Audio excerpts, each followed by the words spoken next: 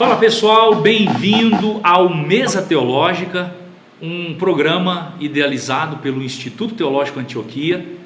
E hoje, nesse bate-papo de estreia, eu quero aqui agradecer você que clicou nesse vídeo, que está nos acompanhando. Que Deus te abençoe. Já quero pedir para você deixar o seu like aí, isso nos ajuda a disseminar esse conteúdo. Se você puder também, olha, não vai levar 10 segundos, clica aí em inscrever e você também vai nos ajudar muito no crescimento desse trabalho que tem como propósito, como missão, levar a mensagem do Senhor Jesus Cristo, o conhecimento teológico para mais pessoas, o máximo possível de pessoas. Bom, hoje nós estamos recebendo aqui no Mesa Teológica alguns professores do nosso instituto e eu tenho certeza que será um bate-papo muito bacana. Nós vamos dialogar hoje sobre Jesus e nós vamos aqui observar que a figura do Cristo, ela é uma figura, em primeiro lugar, riquíssima, que podemos a partir dela extrairmos diversos tipos de aprendizagem. Então, nesse diálogo aqui em perspectivas a respeito da pessoa de Jesus Cristo, nós vamos conversar um pouco sobre Jesus e a sua capacidade de comunicação, a sua oratória. A gente também vai abordar alguns aspectos teológicos sobre a pessoa de Jesus Cristo, aquilo que a gente chama na teologia de cristologia, e também a gente vai observar os aspectos missiológicos que o Senhor Jesus Cristo, enquanto esteve na terra, cumprindo o seu ministério, exercitou. Então, fique ligadinho conosco. Bom, eu quero começar aqui cumprimentando, em primeiro lugar, pastor Mateus Neri, que está aqui à minha direita. A paz do Senhor, pastor Mateus. A paz do Senhor, pastor Éder, a paz do Senhor, público que nos assiste, você que está em casa, de repente está no trabalho, no computador, no seu smartphone, que Deus abençoe você. Eu espero que você tome o maior proveito de tudo que vai ser dito aqui, porque com certeza vai sair muita coisa boa. Maravilha. Está preparado aí, pastor Mateus? Estamos preparados, com certeza nós vamos compartilhar alguns conteúdos interessantes. Ei, presta atenção, se você tiver que falar tudo isso aqui, então nós vamos ficar aqui até 2026. É muita coisa boa. É muito conteúdo. Pastor Mateus que vai dar enfoque sobre Jesus e a comunicação, a oratória. E a gente vai começar esse bate-papo daqui a pouco. À minha esquerda está dois pastores também, professores do Instituto. Aqui do meu lado está o pastor Jonathan Bruno, que é também um dos professores e vai trabalhar a questão da cristologia. Bem-vindo, pastor e professor. Deus abençoe, uma alegria recebê-lo. Amém, a paz do Senhor Jesus a todos. Estou muito feliz em poder estar aqui com o pastor Éder, os amigos que estão conosco aqui na mesa. E Deus abençoe você que está participando, assistindo aí esse vídeo.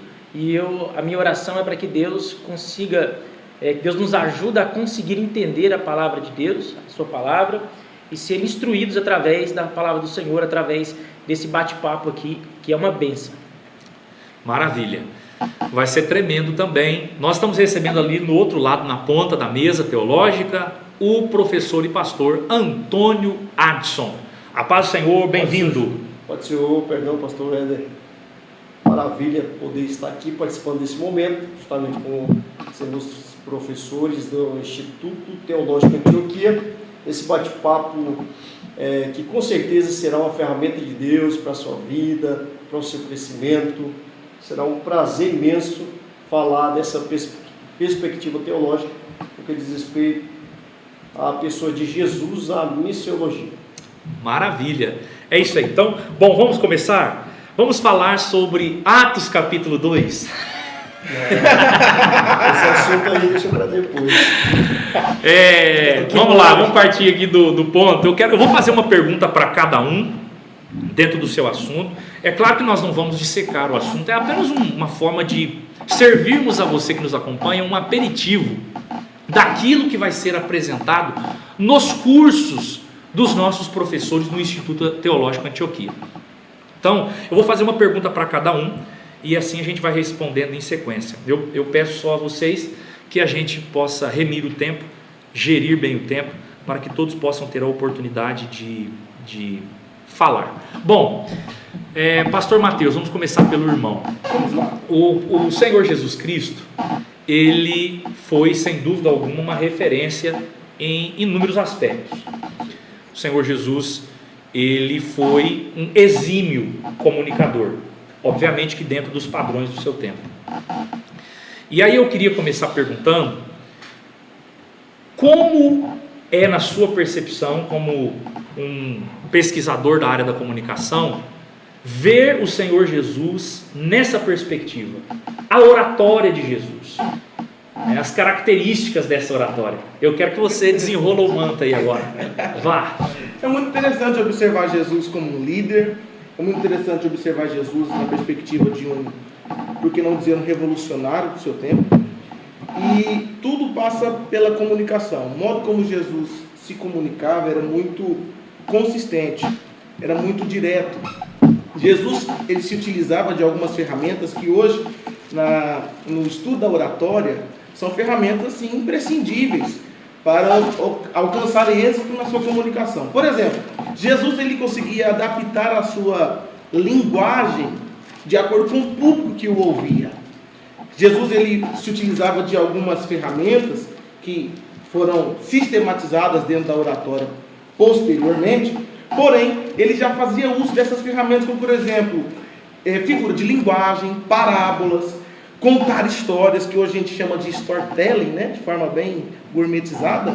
Jesus já se utilizava dessas ferramentas de forma magistral, tanto que as pessoas que o ouviam ficavam maravilhadas porque ele falava com autoridade essa que vem de um domínio da matéria. Então Jesus, ele, dentro do aspecto da comunicação, ele é uma referência, talvez, eu posso dizer aqui, o maior orador que já existiu, porque a sua mensagem atravessou séculos, a sua mensagem encontrou pessoas de culturas diferentes, e ela ainda é eficaz e impactante.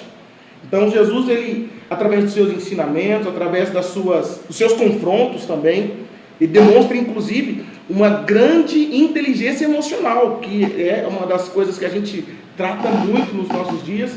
Ele demonstra inteligência emocional porque ele é colocado à prova muitas vezes pelos seus perseguidores, pessoas antagônicas a ele, como os fariseus, os saduceus. Ele também vai se utilizar de algumas, deixa eu usar uma expressão aqui bem fácil de compreender. Ele vai se utilizar de uma ferramenta que torna a comunicação um tanto mais envolvente, que é as parábolas. As parábolas de Jesus, ele conta de modo que o público-alvo dele entende e quem ele quer deixar de fora não entende. Então é preciso ter um domínio muito grande da comunicação para alcançar tal objetivo. Porque ou você consegue alcançar todo mundo ou você não alcança ninguém. Mas Jesus, ele consegue separar e ele alcança o seu público com aquilo que ele fala, e quem não é o seu público é perturbado porque não consegue entender, não consegue acessar. Jesus, ele é fenomenal na sua comunicação. Perfeito, perfeito. Interessante a gente observar, né, o uso. Todos nós somos atraídos, curiosamente, por uma boa história. E as parábolas nada mais são do que o uso intencional de histórias a fim de elucidar, chamar atenção, captar. Uma coisa interessante que me chama a atenção, pastor Mateus, na comunicação de Jesus, é que Jesus, ao mesmo tempo que era autêntico como um orador, e a Bíblia menciona isso, né? Porque os textos após o Sermão do Monte vão dizer que a multidão falou, esse homem, ele é diferente, ele ensina diferente, ele fala como tendo autoridade.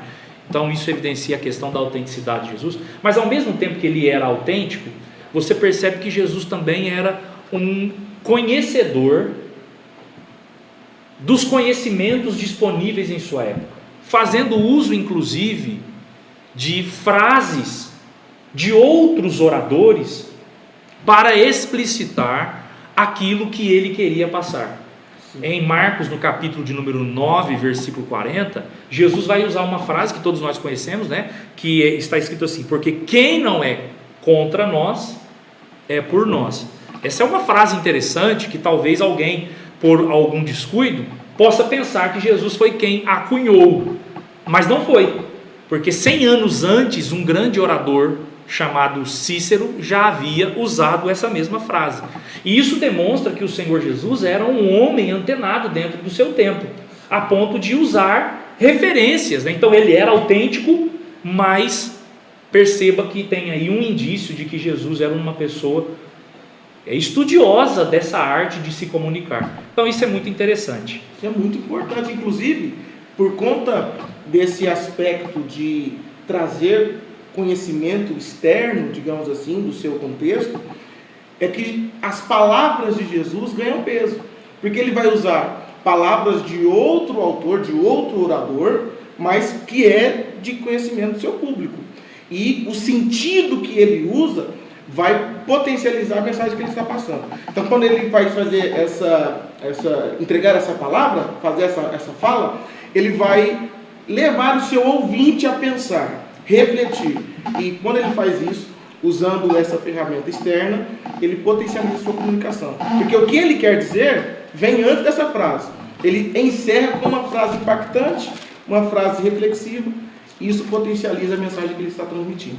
Perfeito. Guarda aí, porque a outra pergunta que eu quero fazer é: em que sentido Jesus ele era detentor dessa autoridade que aparentemente os escribas e os outros comunicadores da palavra não tinham? Guarda essa pergunta aí.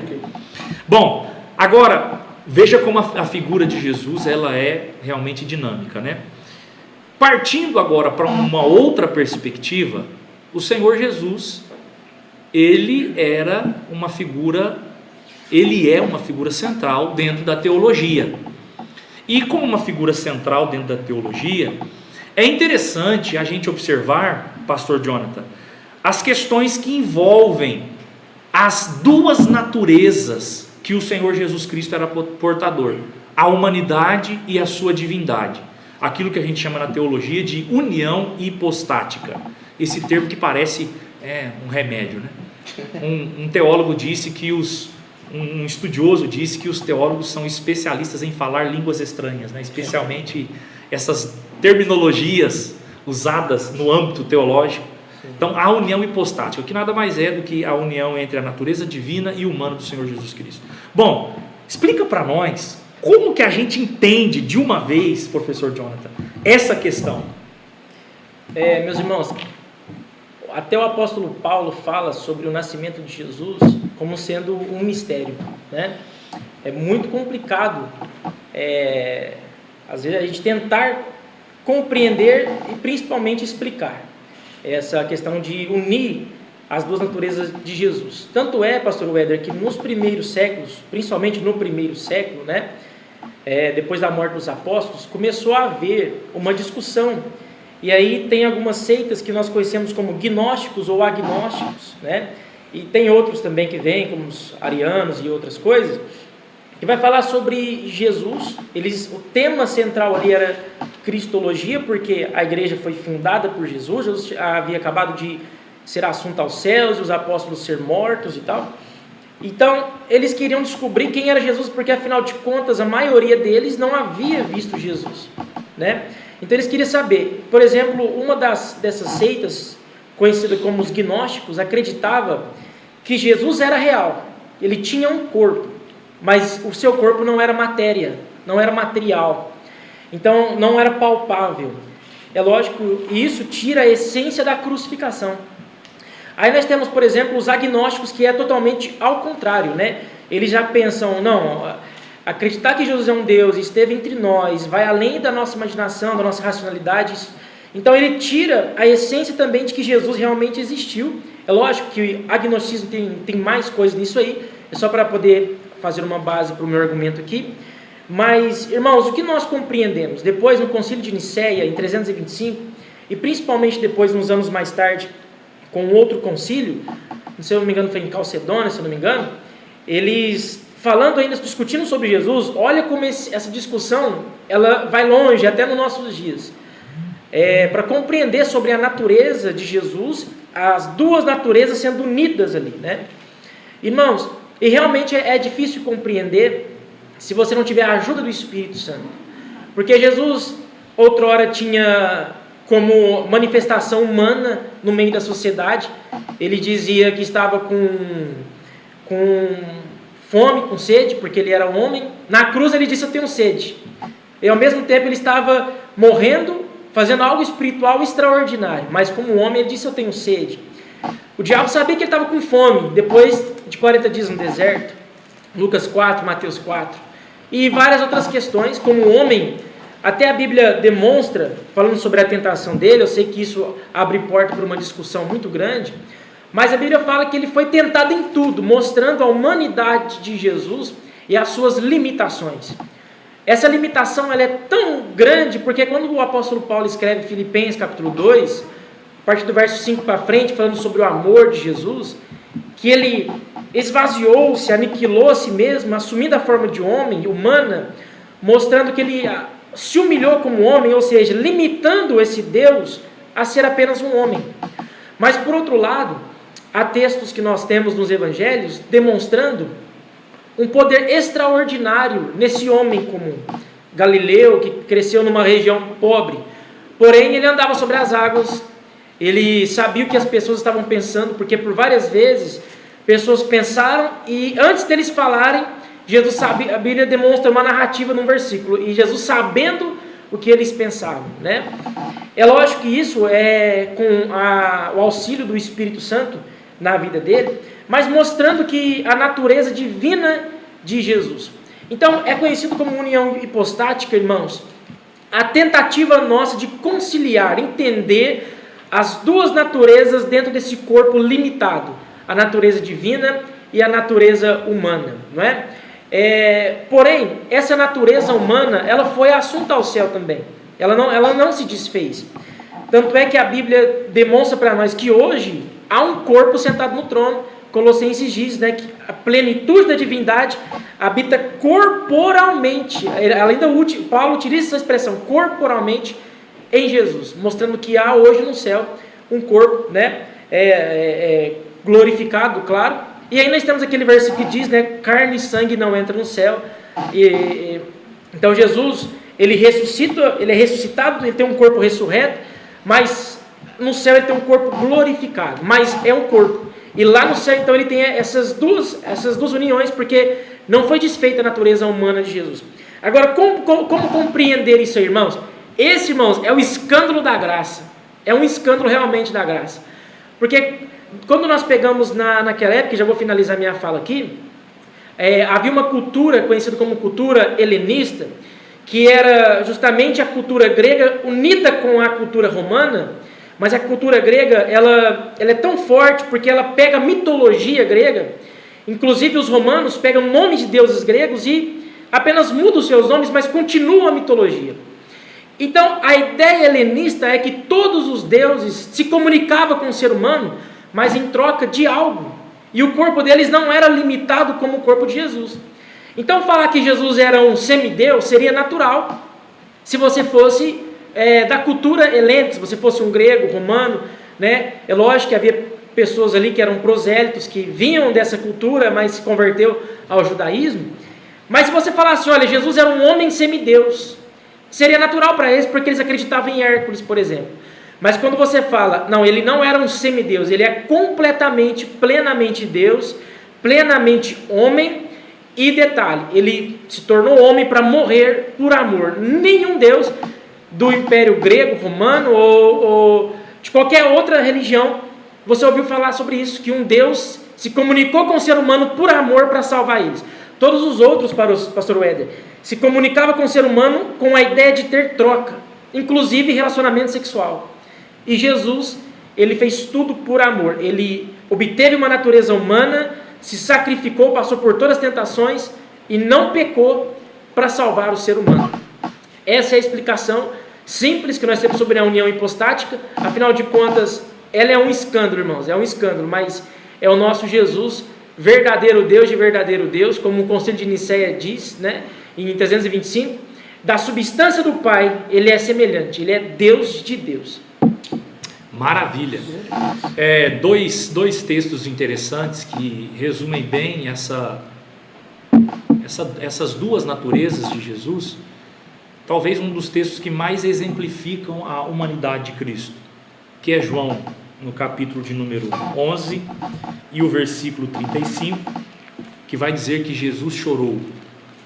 E ele chora diante de um contexto de morte de um amigo querido, e isso para mim é um dos textos que mais exemplificam a humanidade de Jesus Cristo.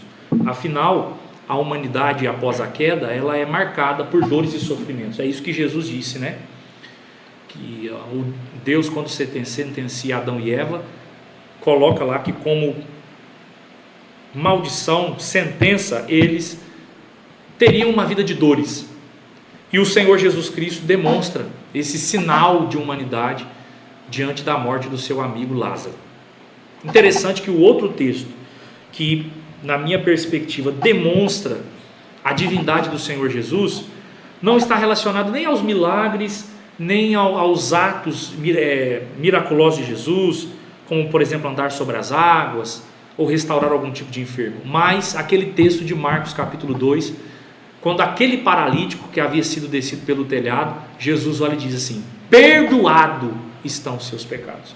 E isso causou toda uma celeuma ali no contexto, né? Porque os religiosos disseram: quem que ele está pensando que é para perdoar pecados, uma vez que isso é um atributo exclusivo de Deus? Porque só Deus pode perdoar pecados, mas ninguém na terra, nem debaixo da terra, tem poder de perdoar pecados, senão o Deus próprio encarnado. E aí o texto vai dizer que Jesus, ele diz: perdoados estão os seus pecados. Então ele assume aqui essa natureza divina, e isso é muito interessante. Um outro ponto também é sobre a questão dessas duas naturezas serem inseparáveis. Muitas vezes a gente acaba querendo fazer essa distinção. Aqui, será que nesse relato Jesus estava como homem ou ele estava como Deus? Essa é uma questão teológica nossa, né? O texto sagrado não trabalha visando, tensionando, com o objetivo de mostrar essas questões. É mais um trabalho da teologia sistemática mesmo, em mostrar cada uma das duas naturezas. Mas elas são juntas, elas são concomitantes, elas estão ali misturadas, unidas, de modo que são inseparáveis. Não tem como a gente separar o Jesus humano do Jesus divino, né? Ele é as duas coisas. Não está intercalando, né? Não tem como intercalar, é justamente isso. Bom, para o pastor Jonathan já também ir pensando aí, na próxima pergunta, que é sobre Jesus enquanto ungido. E aí eu quero que você pense em relação a isso. Bom, agora para o pastor Antônio Watson, falar de Jesus agora na perspectiva missiológica. Jesus como o grande missionário. A Bíblia Sagrada vai mostrar que Jesus, ele foi um grande executor da missão do Pai. Então mostra para nós aí Jesus na perspectiva missiológica, especialmente nos evangelhos. Maravilha. Então, é um assunto extraordinário, né, essa perspectiva missiológica dos evangelhos. E eu quero começar aqui, né, a partir do título de Jesus, né, o Messias de Jeová, né, ou seja, aquele que haveria de ser ungido para cumprimento da promessa que Deus havia feito lá em Gênesis 3, né, que da semente da mulher nasceria aquele que esmagaria a cabeça da serpente. Então os profetas, eles se ocuparam, né, de falar sobre esta vinda de Jesus, né, esse missionário dos céus, podemos assim chamar. E João, ele enfatiza isso quando ele fala sobre a natureza do enviado e também o propósito para o qual o enviado veio.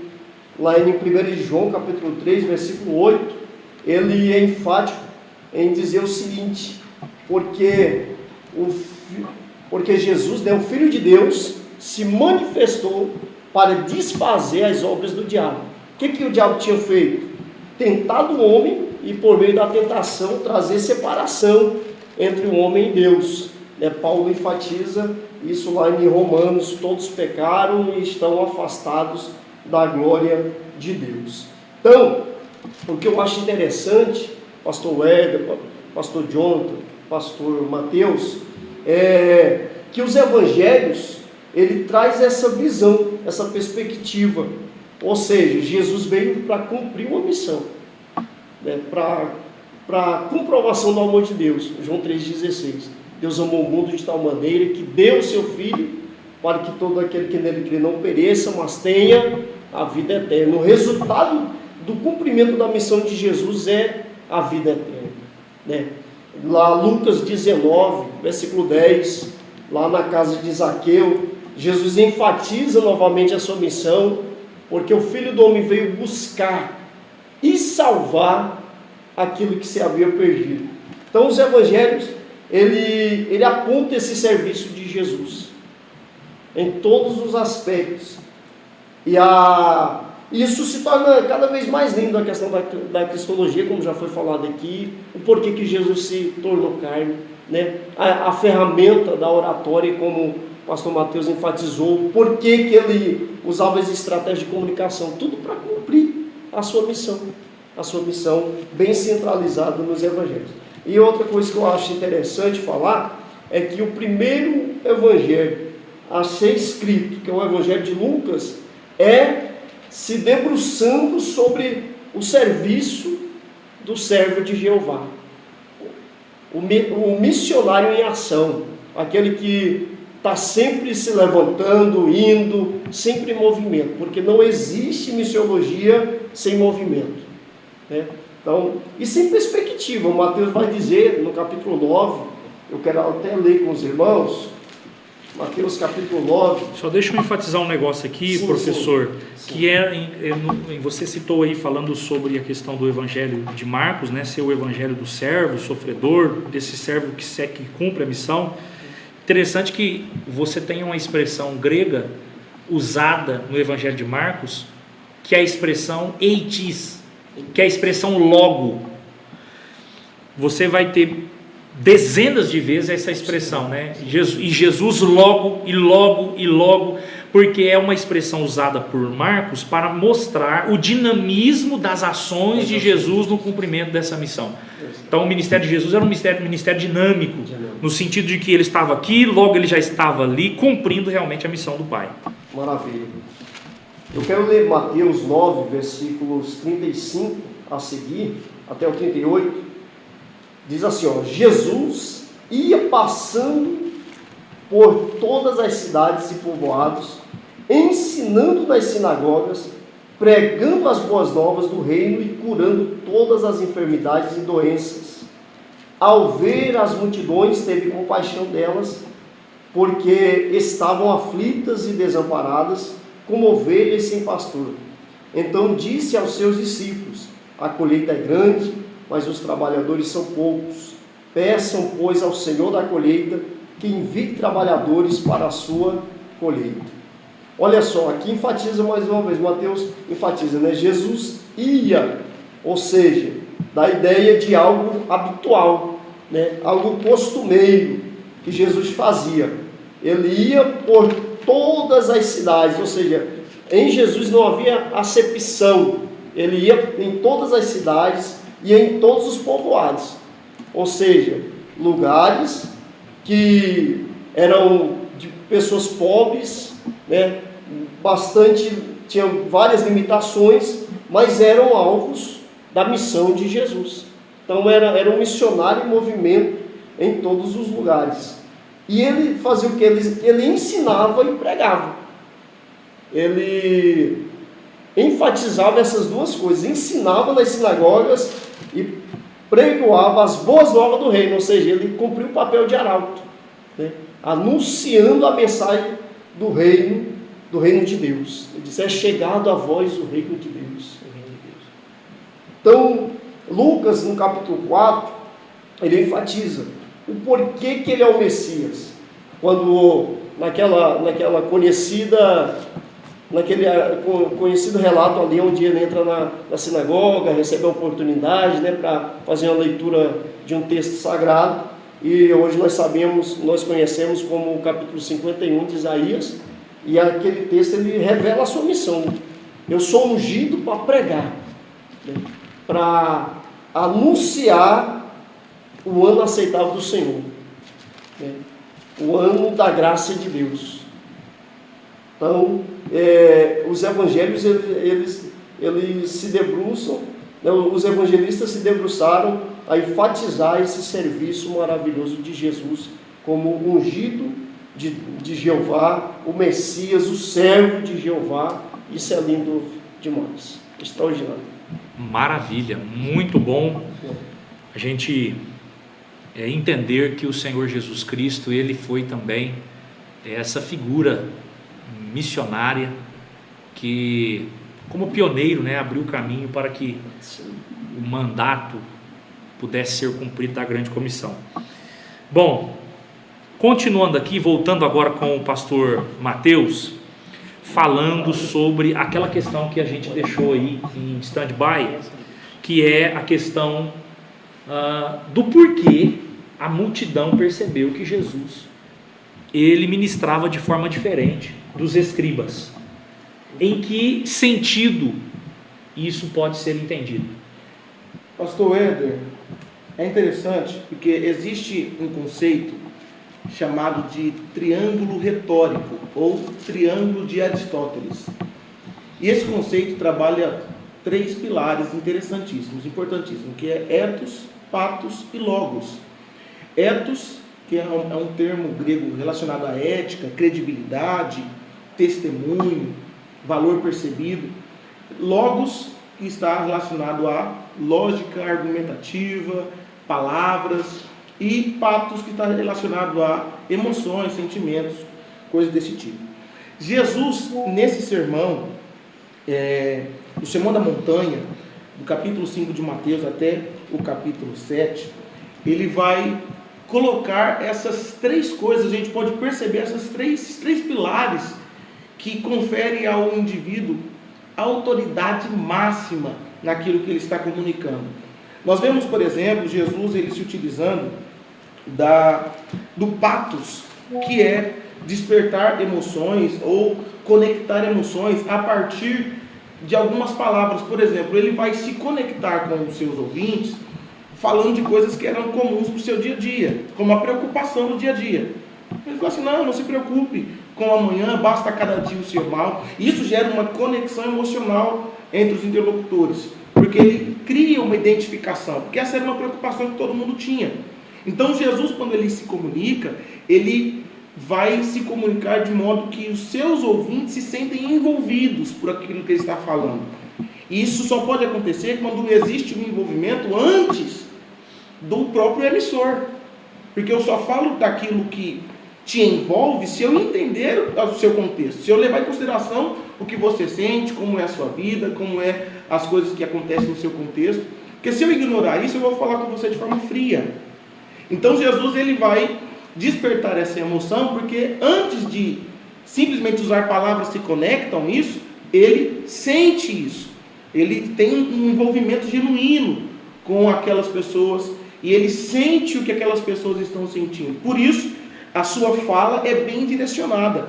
Segunda coisa, nós podemos observar aqui, é o logos, porque a construção da sua argumentação é facilmente percebido que ele não está copiando, ele não está falando como os saduceus e os fariseus falavam, porque ele não está apenas reproduzindo, ele está imprimindo sua personalidade naquilo que ele está falando. E ele está imprimindo, então, características genuínas que só existiam nele. E as pessoas ouvindo diziam: olha, eu já ouvi Ciclano, já ouvi Bertano, já ouvi tal pessoa, mas eles falam sempre a mesma coisa e sempre igual. Pastor, me mostra um ponto, um versículo que aponte isso. O próprio Jesus vai dizer: vocês ouviram Eu, porém, vos digo. essa interpretação, eu, porém, vos digo, imprimindo sua própria personalidade e construindo, então, uma nova linha de raciocínio, uma nova perspectiva. Na verdade, isso, resgatando, né, a leitura correta. Sim, justamente. E isso confere a Jesus essa autoridade que os outros, entre aspas, papagaios de piratas, não tinham. Não se percebia neles, porque eles só falavam daquilo que ouviam e não traziam uma interpretação ou não explicavam como deveriam. E isso tirava dos saduceus e dos fariseus a autoridade que fora percebida em Jesus. Só para contribuir dentro dessa questão aí do triângulo, da emoção, lógica e da ética, esse ponto aí, né? Como que os escribas ministravam? Porque essa é a pergunta que tem que ser feita, né? Como que os escribas ministravam? Porque a comparação é entre Jesus e eles. Diferente, né? Qual que era a diferença? E aí os estudiosos afirmam, e eu também quero aproveitar aqui para fazer o merchandise, que eu coloco isso no meu livro Descortinando a Cultura do Messias. A maneira como os escribas ensinavam a lei, a Torá, era justamente citando a tradição. Então eles abriam o texto, faziam a leitura do texto e eles citavam: olha, Rabino fulano de tal disse isso. Então era uma citação infindável da tradição. E é por isso que esse texto que você citou, né, dessa tese argumentativa de Jesus: olha, vocês ouviram o que foi dito pela tradição, pelos anciãos? Antigamente foi dito isso. Eu, porém, vos digo. E é justamente isso que vai conferir esse grau de ineditismo para a mensagem de Jesus. Porque diferente do estilo apenas reprodutor da tradição, Jesus vai mostrar a interpretação, o resgate daquilo que era a mensagem do texto original, né? Então, justamente. Interessante. peraí, mas finalize aí. E é interessante observar o seguinte, que todo o ensino de Jesus e as palavras de Jesus, elas eram colocadas de modo tão simples, que qualquer pessoa poderia compreender o que ele estava falando. Voltando a um trecho do próprio Sermão da Montanha, você vai ver, por exemplo, Jesus falando sobre as preocupações da vida, que eu citei aqui. Não se preocupem com a sua própria vida, a partir do versículo 25, capítulo 6, versículo 25. Ele vai falar o seguinte: das preocupações comuns que as pessoas tinham. Preocupar com o que comer, o que beber, com o próprio corpo, com o que vestir. E aí, Jesus vai fazer uma conexão para eles observarem as aves do céu. Ele vai pegar coisas do cotidiano, ele vai pegar coisas acessíveis, usar uma linguagem acessível, fazer um jogo de palavras que conecta a pessoa ao que ele quer que as pessoas compreendam, e a partir daí é impossível entender, interpretar de forma equivocada, diferentemente do que os fariseus e saduceus faziam, porque eles só citavam conhecimento, só replicavam frases, replicavam a tradição e davam às pessoas a condição de interpretar como quisessem. Jesus, quando ele ensinava de forma muito certeira e objetiva, a ponto de ninguém chegar a conclusões contraditórias ao que ele estava ensinando. Então, ouvir Jesus pregar, ensinar, era chegar a conclusões quase que óbvias, que não seriam óbvias se ele não tivesse falado como falou. E isso também é um elemento que confere autoridade a Jesus. Interessante esse trecho que você citou aí, né? Porque essa fala contextual de Jesus, conhecendo os bastidores da vida das pessoas, fazia realmente toda a diferença. E às vezes a gente lê isso aqui e a gente não compreende como que era o modo de vida de uma pessoa simples. A Bíblia vai dizer que a multidão estava ouvindo Jesus, e Jesus vai usar, né, vai trabalhar essa questão do argumento aí, das necessidades básicas, né, de que Deus é o Deus que cuida das necessidades básicas. E entender o pano de fundo disso aí é fundamental, porque você tem, dentro da pirâmide social da Palestina, cerca de 90% das pessoas camponeses. Eles não eram proprietários de terra, eles eram arrendatários dessas propriedades. Então você tinha os grandes latifundiários, os grandes senhores, que arrendavam essas terras para que os camponeses trabalhassem. Ora, o fardo disso era muito pesado, porque a produção agrícola desses camponeses precisavam suprir o pagamento desse arrendamento, a carga do animal que era usado na colheita, na semeadura, se tivesse funcionário, os pagamentos dos funcionários, os trabalhadores, os servos que ajudavam ali na produção daquilo, a própria subsistência da família, os encargos tributários com Roma e os encargos tributários que envolviam a religião judaica. Então olha aqui, ó, eu estou falando de 6 itens que suprimiam e esmagavam o coração do povo.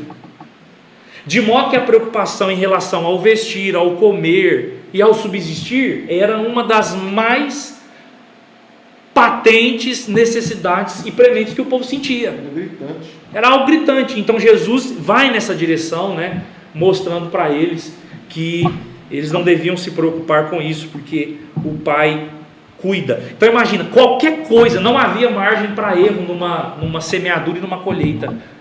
Não havia margem, porque se qualquer coisa no processo da semeadura e da colheita desse errado, todas essas obrigatoriedades estavam comprometidas. Então a preocupação era muito grande, né? Essa é a ansiedade. A gente que quando lê essa inquietação, a gente acaba lendo com as lentes modernas, né? Pensando em ansiedade como um conceito moderno. Mas a ansiedade deles estava baseada nisso, nessa questão da subsistência. Isso esmagava a alma deles, na preocupação com questões básicas. E Jesus vem trazendo um bálsamo para essas almas sofridas, né? De uma certa forma, a ansiedade deles tinha um motivo. Exatamente, exatamente.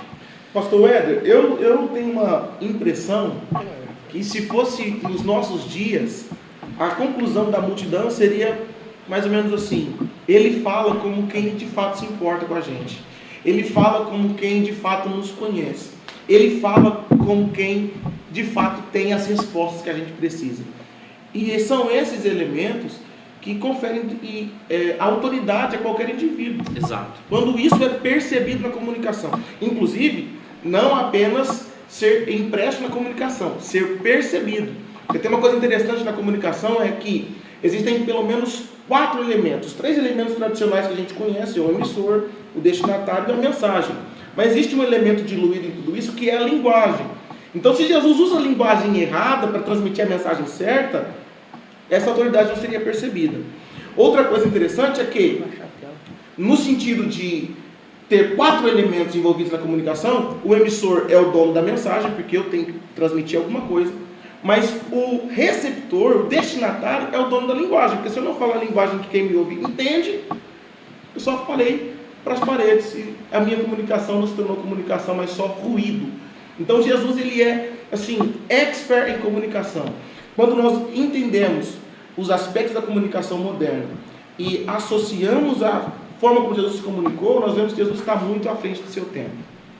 E essa questão de se importar é fundamental, né? No livro As 7 Leis do Aprendizado, o autor ele vai trabalhar isso, ele fala sobre essa questão, né? Que a lei fundamental é se importar. Porque o corpo fala, né? O corpo transmite quando realmente há esse interesse, do próprio comunicador, inclusive. Então, a receita é: se quer se comunicar bem, se importe. Se importe não apenas com a mensagem, mas com quem também vai ouvir a mensagem. Isso vai fazer a diferença. Às vezes mais do que até o próprio conteúdo. Bom, vamos lá, Jonathan.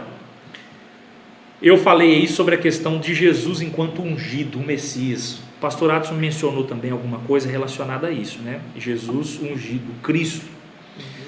E aí eu quero que você aborde sobre o conceito que envolve essa questão de Jesus enquanto o ungido. Irmãos, ser ungido é ser o Messias, né? Messias é a palavra em hebraico, e Cristo, que seria o Novo Testamento no grego, né? E é interessante que eu ia ler Lucas 4, o irmão citou Lucas 4, né? Porque é justamente o texto em que Jesus se declara ser o Messias, lendo né, o livro de Isaías. Lucas 4 vai dizer que depois que Jesus sai do deserto da tentação, ele volta para Nazaré, que era a cidade dele, e ele vai em uma sinagoga, em um dia de reunião, provavelmente o sábado, e ele é convidado a ler, e ele lê. A gente sabe que tem o mestre de cerimônia, tinha pessoa que ficava ali com os pergaminhos, e é dado a Jesus o pergaminho de Isaías, né? E Isaías, ele vai ler aquele texto que vai falar que Jesus é o ungido que nós conhecemos. Ei, interessante. Já aí existia os sistemas de paraxás, que é a porção. As porções. As porções, que já eram previamente definidas. Então não se ia na sinagoga e quando você era convidado, você catava qualquer rolo lá, pergaminho para ler. Era uma leitura programada, com antecedência. Sim. Então nesse dia, nesse sábado específico, a paraxá da semana era justamente a paraxá de Isaías 61. É o dia certo, lugar certo. Jesus, ele, e assim, veio a calhar que no dia em que Jesus vai, e ele é convidado para fazer essa leitura da paraxá da semana, que o texto é justamente a isso. É justamente esse, né, que aplica e que fala do seu próprio ministério. Sim. Então, já pensando que no momento de pregador, existem oportunidades onde Deus vai revelar a identidade. Exatamente. Ali era todo um arranjo espiritual, né, de Deus para fazer aquilo acontecer. Nada estava por acaso na questão de Jesus, né? E é justamente ali naquele dia, porque não tinha Bíblia, né? Embora havia a Torá, os 5 livros mosaicos, mas havia até uma discussão sobre os livros dos profetas, porque entre os saduceus e os fariseus, os saduceus parece que tinham uma certa dificuldade em lidar mais com os livros proféticos. Os fariseus já aceitavam mais, né? Os saduceus era mais voltado para os 5 primeiros livros. Mas naquele dia, então estava tudo organizado, porque havia os rolos que eram todos era picados, né? Não era um complô como nós temos hoje. Não era um códex, né? Isso, não eram bíblios, né? Não era. Então Jesus fez tudo perfeito. E naquele dia, resumindo essa ideia, Jesus leu aquele texto em que todos ficaram pasmados, porque ele lendo, principalmente na voz da primeira pessoa, o Espírito me ungiu, o Espírito de Deus me ungiu. Essa palavra ungir, ser ungido, é justamente o Messias ou o Cristo, né? Está querendo dizer, então eu sou, na voz de primeira pessoa aqui, aquele que foi ungido pelo Espírito Santo. E na onde que ele foi ungido pelo Espírito Santo? Nós sabemos que alguns dias antes ele foi batizado por João Batista, lá no Rio Jordão. E é muito interessante, irmãos, entender o batismo de Jesus, antes dele ser ali ungido,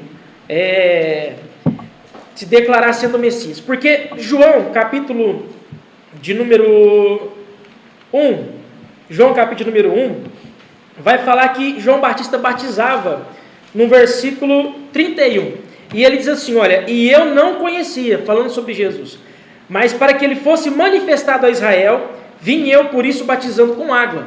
Então João, ele estava já pregando e batizando, né? E todo mundo sabe que ele reunia multidões ali, ele tinha uma técnica de oratória muito boa, né, Mateus? Ele tinha uma veia evangelística muito grande também, né, meu irmão? Sim.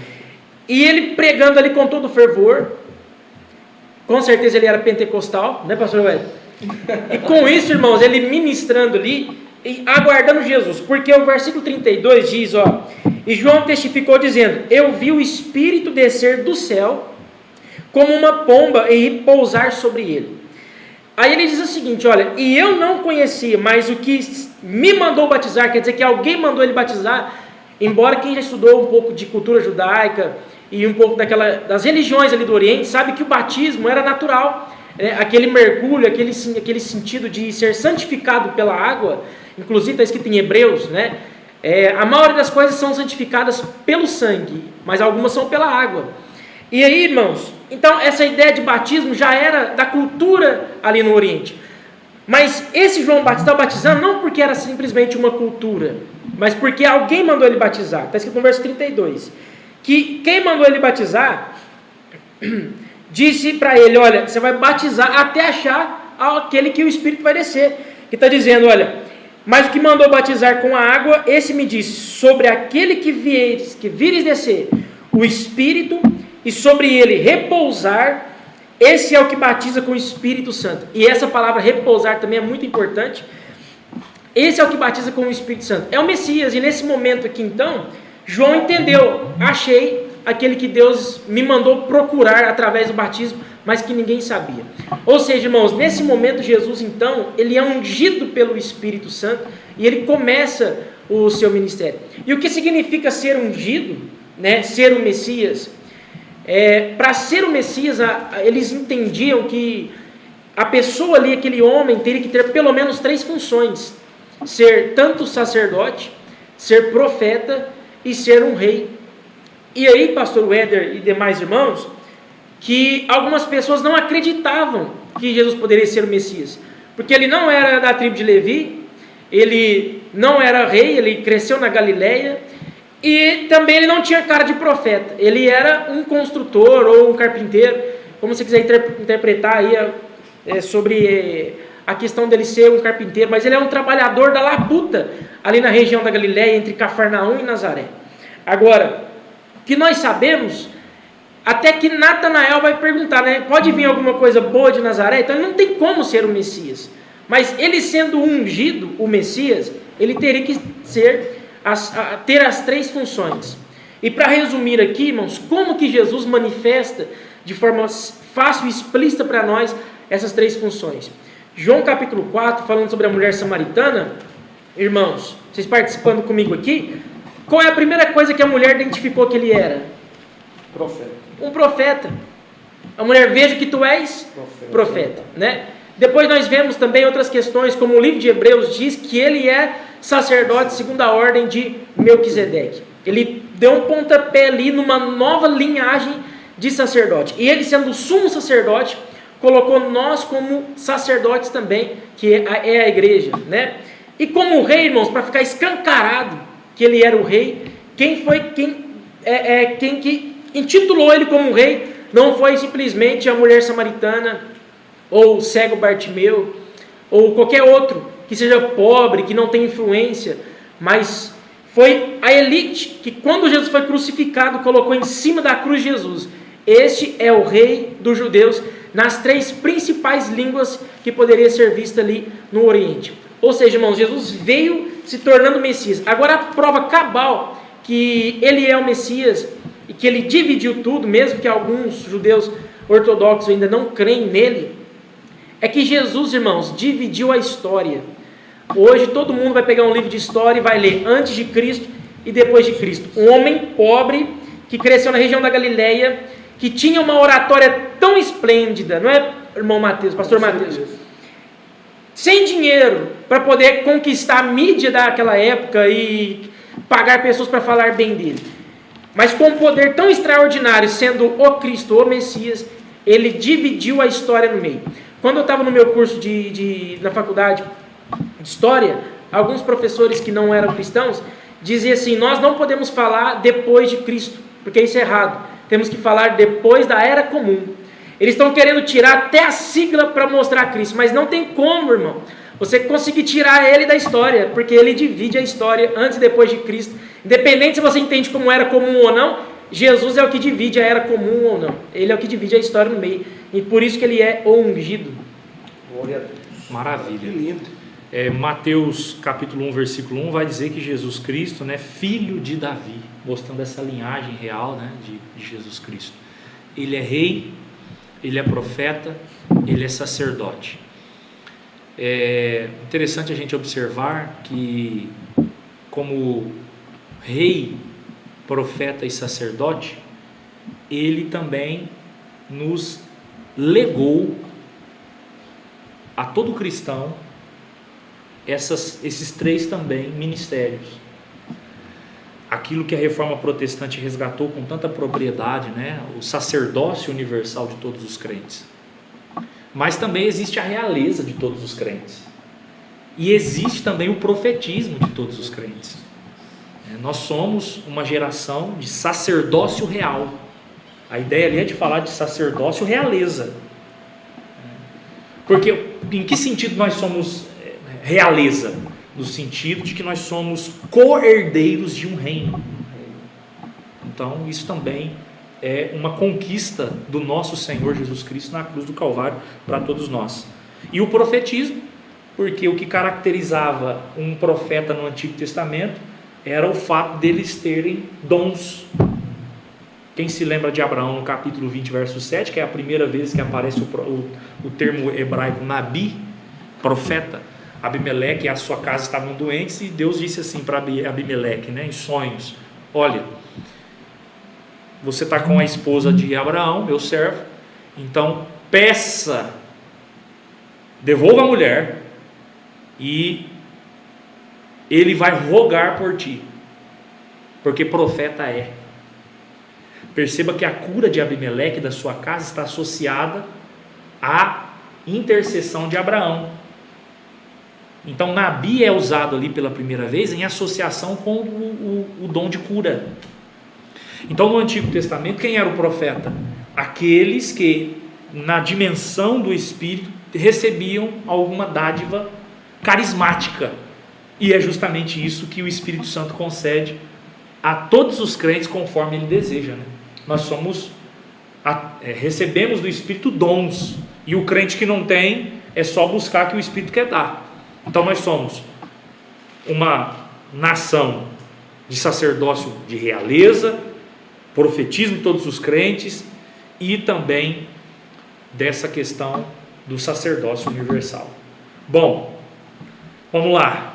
O professor Antônio Adson, fala para mim o que nós podemos aprender da missiologia de Jesus. Coisas maravilhosas. Por exemplo, quando nós olhamos para Jesus, lá em João capítulo 4, no texto da mulher samaritana, vai dizer que os discípulos haviam ido comprar comida, e Jesus está ocupado com a evangelização da mulher, né? Anunciando a sua identidade messiânica, e ela deixa Jesus no poço, retorna à aldeia, convoca pessoas, e quando os discípulos chegam, os discípulos fazem um pedido para Jesus: Senhor, se alimente, coma. E ele vai dizer: olha, uma comida eu tenho, né, que vocês não conheceis. Aí eles vão indagar: mas será que ele trouxe alimento, tal, trouxe comida? Ele falou: a minha comida é fazer a vontade do meu Pai. Então o que nós aprendemos nesse aspecto? É que missões e evangelismo devem ter uma ocupação central na vida de todo aquele que serve a Jesus. A palavra grega lá é broma, minha comida, broma. Aquilo que traz nutrição. A minha nutrição é fazer a vontade do meu Pai. Que mantém de pé, né? Que mantém a razão de viver. Minha razão de viver, eu creio que nós podemos dizer assim. Então, o primeiro aspecto é isso. A outra é voltando àquele texto de Mateus capítulo 9, onde diz que Jesus tinha um olhar de compaixão pelas pessoas. Então, um cristão, uma igreja que não consegue enxergar as pessoas com compaixão, dificilmente ela se envolverá com missão. Ela se envolverá com evangelismo. Então Jesus, por que Jesus ele se aproximava das pessoas? Diferente dos doutores da lei ou dos fariseus, eles se aproximavam das pessoas para resgatá-las, né, para oferecer, para doar, né? Ele falou: olha, ninguém tira a minha vida, mas eu mesmo a dou. Então, o que Jesus tinha de mais precioso, que era a vida, ele entregou em favor do ser humano. Então, o cristão ele precisa ter esse aspecto, primeiramente compaixão, colocar em primeiro lugar, fazer a vontade de Deus. É a oração que Jesus nos ensinou, né? Seja feita a tua vontade, assim na terra como no céu. E a outra coisa, não termos acepção, nem de pessoas e nem de lugares. Porque Jesus, ele tinha essa centralidade. Ele atendia o homem importante, como atendeu Nicodemos. Ele atendia uma mulher, né, nesse estado aqui da situação, com uma mulher que já tinha passado por várias fases de relacionamento, então ela era mal vista, né? Atendia também pessoas deficientes, como o cego de nascença. Estava tendo uma festa lá em Jerusalém e ele decidiu ir lá no meio dos enfermos para curar um coxo. Então ele ia onde muitas vezes ninguém ia. Então é a questão da acepção. Jesus via o mais importante do homem, a alma do homem, né? Jesus olhava para a alma do homem. Então ele queria trazer a cura naquilo que o pecado atingiu. O pecado atingiu a alma e trouxe catástrofes no corpo, no físico do homem. Jesus primeiramente o trabalho dele era lá, internamente e depois externamente. Jesus, ele não tinha o tanto prazer em solucionar aquilo que era momentâneo. O desejo dele era eternizar a bênção maior, que era a salvação, o resgate, o escape, a reconciliação com Deus. Era muito importante e nós aprendemos isso. Então, quando a gente olha para Jesus, a gente vai entender o nosso propósito em alcançar vidas. Não é apenas para o número da igreja, ou é para nós nos destacarmos como realizadores de obras sociais, até mesmo porque isto o governo faz, secularmente existem muitas ONGs, mas o mais importante é o resgate do caráter do ser humano, a transformação de vida do ser humano, que isso daí não tem preço. Isso daí não tem preço. A missão de Jesus, o principal é isso, é desfazer as obras do diabo. Duas coisas que eu queria pontuar. A primeira, que na perspectiva de Paulo, a função de Jesus é em Cristo Deus criar uma nova humanidade. Uma nova humanidade, exatamente. Se alguém está em Cristo, nova criatura apresenta esse contraste, entre o primeiro e o último Adão. Exato. O que o primeiro Adão falhou, ele veio e cumpriu e realizou. E a igreja é essa nova humanidade, hoje. Humanidade. E a segunda coisa é que não há lugar que a graça de Deus não entre. Exatamente. A graça de Deus não tem limites. Ela entra no prostíbulo, mas também entra no condomínio fechado, de luxo. Exatamente. Ela entra na favela e ela entra também nos lugares de alto padrão.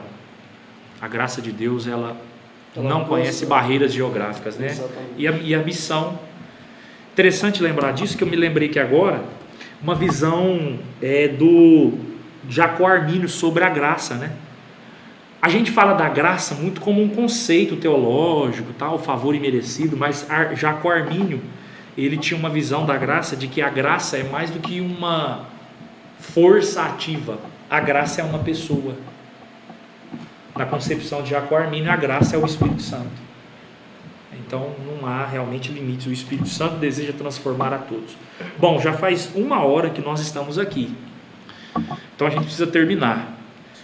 Eu quero aqui dar a oportunidade para o pastor Mateus, para ele sintetizar e já também aproveitar para fazer um convite para os alunos. Daqui a algumas semanas o curso Oratória Cristã vai estar disponível, mas fale aqui algo que resuma a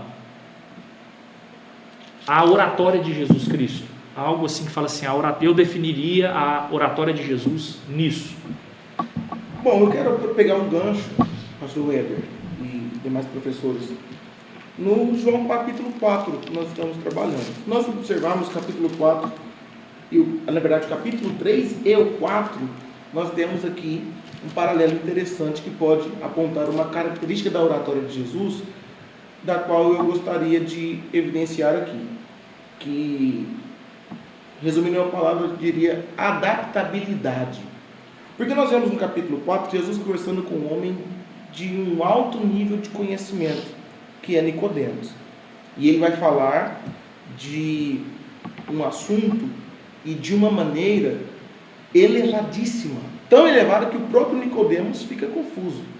Ele vai falar, você é mestre em Israel e você não está entendendo o que eu estou falando, quando ele fala sobre o novo nascimento. Já no capítulo 4 ele vai falar com uma mulher de um baixo nível de conhecimento, e ele vai se utilizar então de uma outra estratégia, de uma outra ferramenta de atração da atenção daquela mulher. Ele vai soltando algumas iscas, ele vai pedir água, depois ele vai falar para ela chamar o marido, ele vai dar resposta sobre o lugar da adoração. Então ele vai adaptar-se ao contexto em que ele está. E é muito importante, e agora eu já faço um gancho para um convite, para você que tem esse interesse, você que tem um chamado de Deus e tem uma mensagem a se compartilhar. Jesus ele está compartilhando entre a sua conversa com Nicodemos e a sua conversa com a mulher samaritana praticamente a mesma mensagem. Ele está falando de quem ele é, ele está falando do acesso ao reino de Deus, está falando, cumprindo a sua missão. Então a mensagem, ela é uma, e ela é entregue de várias maneiras. E Jesus vai adaptar a sua mensagem de acordo com o que lhe ouve. E todo cristão carrega esta mensagem. Todo cristão tem esse chamado. Talvez você, como cristão, não seja um pregador de púlpito, mas você é chamado para ser um pregador, porque Marcos 16,15 diz isso.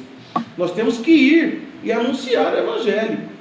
Agora, as formas como nós vamos fazer isso vai depender de como nós fazemos a leitura do nosso ambiente. E a oratória, o conhecimento de ferramentas da comunicação pode ajudar você, pode destravar você, pode potencializar e ajudar você a entregar com muito mais impacto a mensagem que você carrega, porque você já carrega essa mensagem. Todos nós estamos incumbidos de entregar a mensagem do reino de Deus, falar do amor de Cristo, falar da obra salvífica de Cristo, da redenção do homem caído e do reino que nos espera. Todos nós temos essa tarefa, essa missão. Agora, cada um de nós temos um ambiente para desenvolver essa tarefa. E se nós fizermos uma leitura correta do nosso ambiente, nós então vamos adaptar a mensagem, embalar a mensagem da maneira correta para que ela possa alcançar seus objetivos. E a oratória é a ferramenta que você precisa. Na verdade, a oratória é um conjunto de ferramentas que você precisa para conseguir identificar as características do seu público, conseguir identificar, adaptar a sua mensagem, conseguir identificar quais são as melhores iscas que você pode lançar para atrair a atenção, e aí você logrará maior êxito na sua comunicação. Jesus ele fazia isso, ele adaptava a sua mensagem como ninguém, de modo que tanto Nicodemos quanto a mulher foram alcançados pela mensagem. Então, o que Jesus fez foi de fato uma comunicação e não ruído. E eu termino aqui com uma definição de comunicação que eu acho muito interessante. Comunicação, na verdade, é o ato ou efeito de tornar comum. Ou seja, aquilo que o interlocutor, o emissor, já tem como comum para si, torna-se então comum para o outro. Lembra que eu disse os 4 elementos? O emissor é o dono da mensagem e o receptor ou destinatário é o dono da linguagem. Jesus ele fala várias linguagens, por isso ele alcança vários destinatários. Então eu resumiria aqui a oratória de Jesus como uma palavra: adaptabilidade. A capacidade de adaptar-se e adaptar também a sua mensagem para alcançar todos os públicos. E Jesus fez isso como ninguém. E você, se quer aumentar sua capacidade comunicativa, tem agora esta ferramenta poderosa que é o treinamento Oratória Cristã, que vai te ajudar a desenvolver o seu chamado, o seu ministério de forma mais excelente e alcançando então o êxito de entregar a sua mensagem e ela encontrar o coração aberto, porque você não apenas entregou com unção, com temor, com responsabilidade, mas também com as ferramentas corretas para destravar a comunicação e tornar comum ao outro o que já é para você, no caso, o Evangelho, a Palavra de Deus. Maravilha. Bom, Pastor Jonathan, para a gente finalizar aqui, faça uma síntese daquilo que Jesus é na sua perspectiva cristológica, e também já deixa o convite aí para aqueles que se interessarem em cursar esse curso que vai ser fornecido nas próximas semanas aí do Instituto Teológico Antioquia, que vai ser Cristologia. E, meus irmãos, a pergunta que Jesus fez para os discípulos ainda soa nos meus ouvidos, que é: quem eu sou para você? E para mim Jesus é o meu Salvador. E essa é a resposta que todo mundo na igreja vai falar. Só que nós demonstramos isso através das nossas ações, em sentido de se interessar mais por Jesus. Eu aprendi que o seu Deus é aquilo que você mais fala, mais pensa e mais se dedica. Esse é o seu Deus. Então, se Jesus é o seu Deus e o seu Salvador, é extremamente importante que você o ame e o conheça. Então, Jesus para mim é o meu Deus, o meu Senhor. O Oswald Smith foi um grande missionário, né? Ele escreve um dos seus livros, eu não lembro agora qual livro é, que talvez vocês lembrem, que ele fala que se Deus é o seu Senhor, se Jesus é o seu Senhor, até o dinheiro que você vai gastar, você tem que perguntar para Ele: Senhor, esse troco aqui, o Senhor quer que eu gaste com o quê? Porque Ele é o seu Senhor.